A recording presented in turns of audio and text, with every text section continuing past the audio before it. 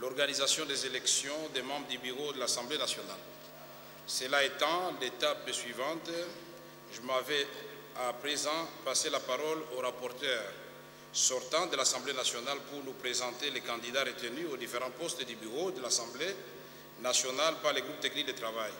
Je tiens à préciser cependant que chaque candidat présenté a un temps de prise de parole de 3 minutes au maximum pour s'adresser à la plénière. Je précise également que chaque candidat termine son intervention par la désignation de son témoin. Entre-temps, je demande aux collègues qui veulent se porter scrutateurs de se manifester immédiatement auprès du rapporteur adjoint sortant du bureau de l'Assemblée nationale. Motion de procédure.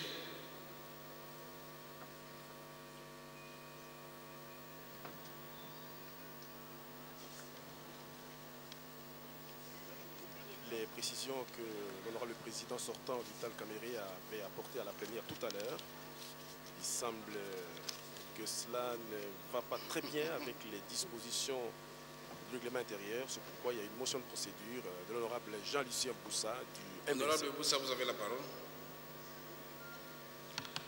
Honorable Président, honorables membres du bureau, honorables députés, très chers collègues, j'interviens par motion de procédure parce que je considérais que, après lecture du rapport par le rapporteur et le président,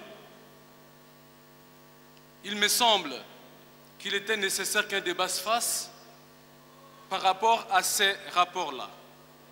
Honorables députés, suivez-moi, s'il vous plaît. Parce qu'honorable président, la mission que nous avons confiée au groupe technique de travail avait été circonscrite, à la fois dans les temps, mais aussi par rapport à l'objet. Mais cette mission avait pour socle le respect de la Constitution de la République et du règlement intérieur de l'Assemblée nationale.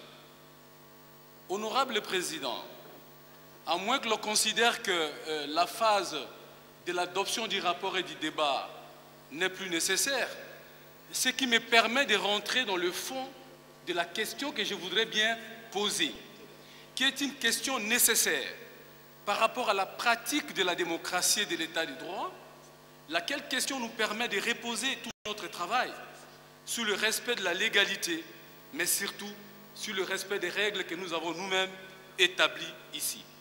Je voudrais donc demander l'autorisation du président et du bureau, si je peux en même temps faire l'observation pertinente que j'ai par rapport à ce que j'ai entendu du rapport qui nous a été présenté, qui malheureusement n'a pas été distribué 48 heures comme le prévoit le règlement intérieur, pour permettre à tous les députés de se pénétrer de ces rapports et d'indiquer au besoin les observations nécessaires.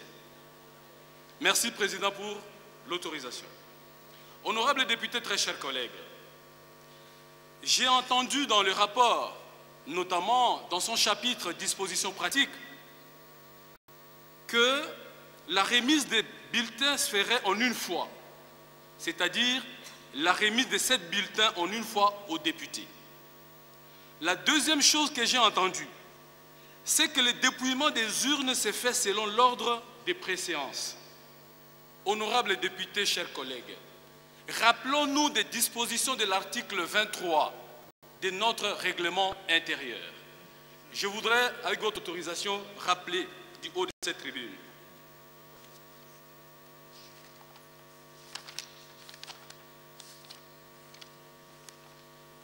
Article 23. Le président de l'Assemblée nationale et les autres membres du bureau sont élus par ordre de préséance en séance publique. Notez bien cette phrase-là. Au scrutin uninominal et secret, je vous épargne du reste de la phrase. Alinéa 2e. En cas de candidature unique, la procédure prévue à l'alinéa précédent est d'application. Honorable Président, honorables membres du bureau, honorables députés, très chers collègues, je ne pense pas que les éléments produits dans les rapports de nos collègues satisfassent le besoin de pratiquer cette disposition de l'article 23. Parce que lorsqu'on nous dit que le président de l'Assemblée nationale et les autres membres du bureau sont élus par ordre de préséance, cela ne veut pas dire que le dépouillement des urnes se fait selon l'ordre de préséance, tel que l'a indiqué le groupe technique de travail, chers collègues. Honorables députés, très chers collègues, l'enjeu aujourd'hui, c'est aussi le respect de l'état des droits, chers collègues. L'article 100 de la Constitution, honorable président, définit la mission de l'Assemblée nationale. Voter les lois et légiférer. Nulle part il n'a été dit violer la loi et les transgresser.